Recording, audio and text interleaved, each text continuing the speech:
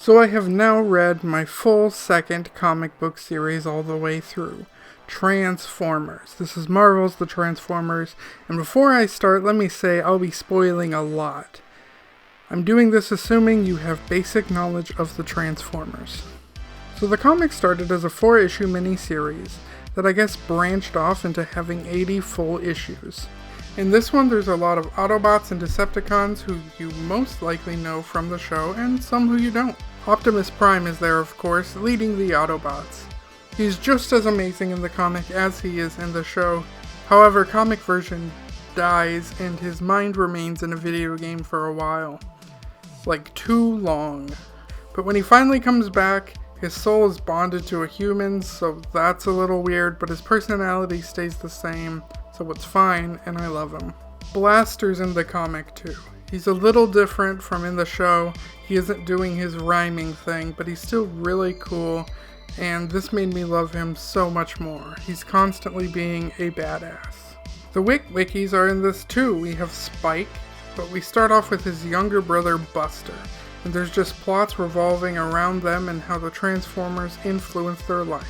Buster starts off as a main character and slowly gets pushed to the background as Spike enters. And when he enters, he just enters. No introduction. A lot of the characters in the comic get no introduction.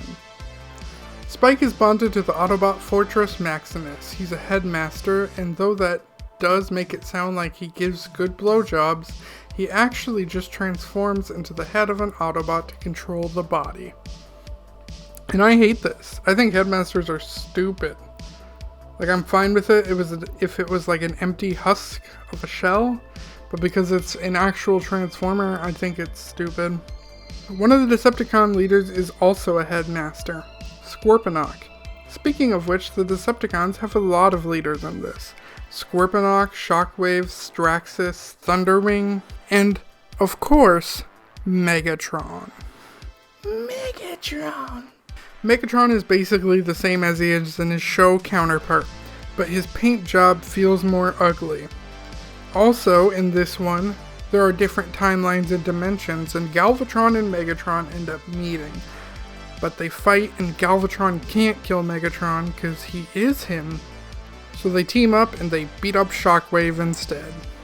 Dinobots are here as well, and Grimlock even takes over as the Autobot leader twice. And he is really bad at it and very mean. Honestly, he tortures Blaster for not following a rule and constantly hits his fellow Autobots. This proving Autobots don't always equal good. Seems like there's a lot of gray area, and Grimlock is just as bad as a Decepticon. Just saying. Omega Supreme isn't a pizza. We have the Pretenders.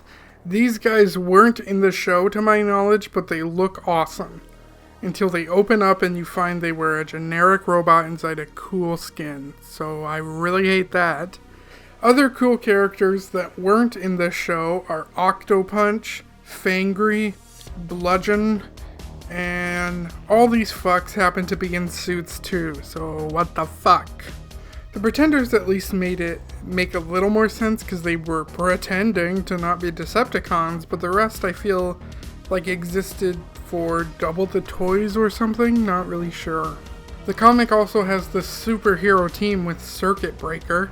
She's a hero who gets blasted by the Decepticons, becomes paralyzed, and rebuilds herself with a suit that will allow her to attack and destroy Transformers.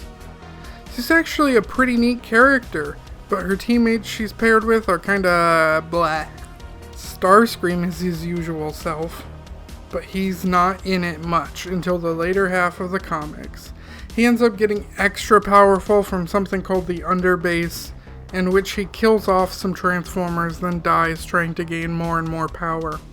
He comes back looking like this, which is cool, but I feel it fits Megatron better than Starscream, and apparently the writers thought so too, because he jumps out of his skin first thing and goes back to being Starscream.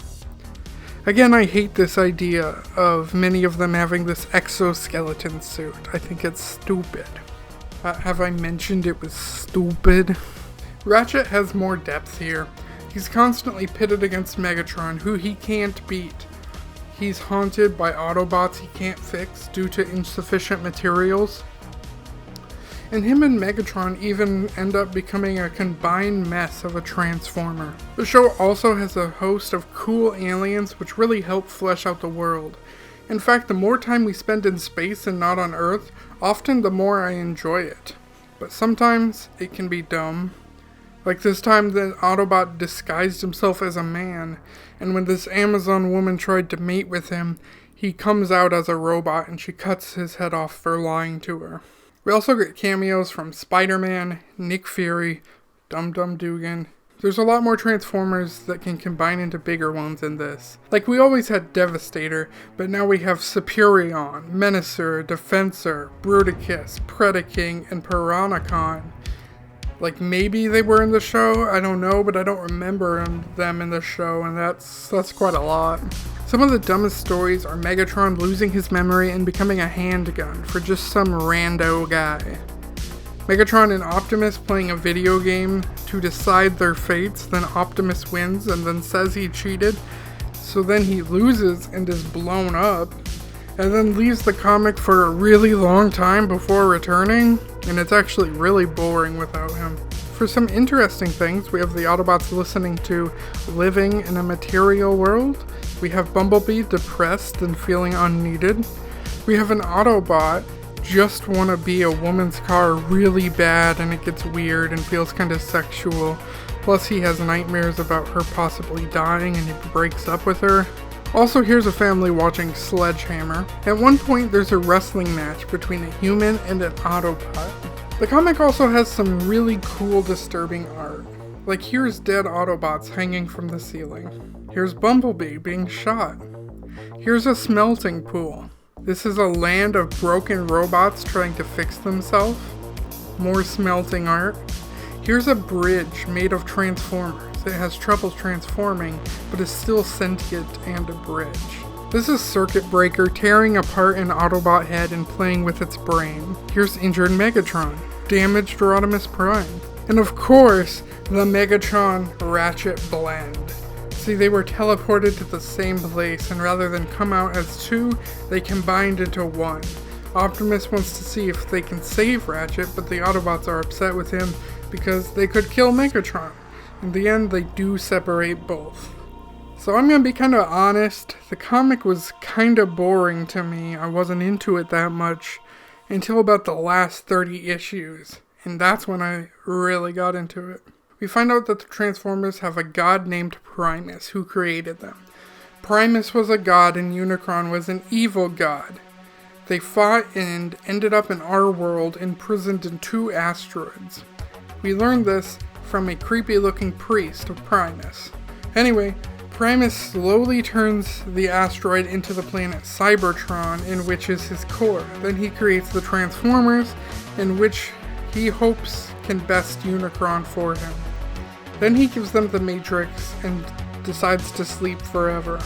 Meanwhile, Unicron isn't being a lazy shit and turns his asteroid into a planet as well, one that can eat others to gain material and transform himself into a Transformer version of his previous god self. And he's awesome.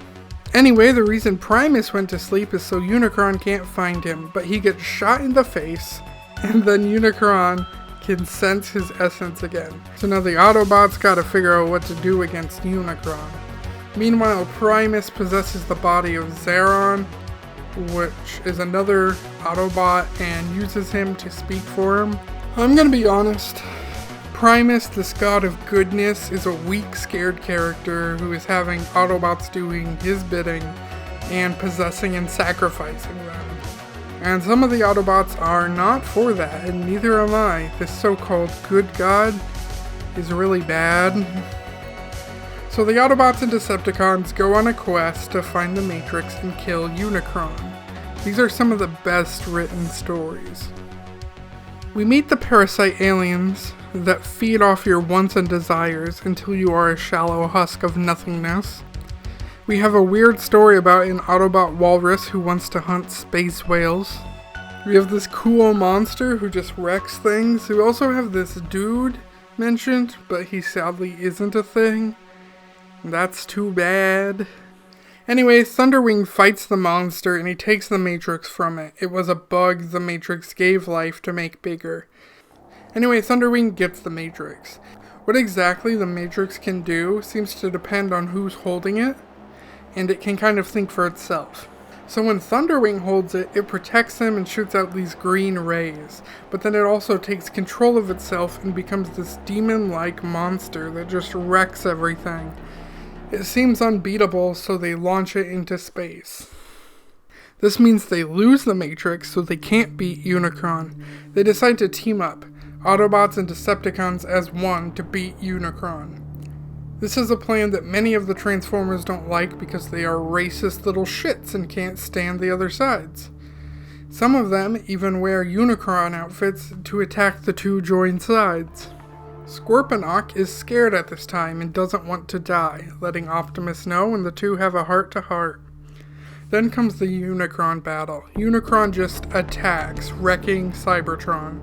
Primus possesses Xeron to fight Unicron, and Unicron kills him. Again, showing what a shit god Primus is, and how he just uses his creation as pawns.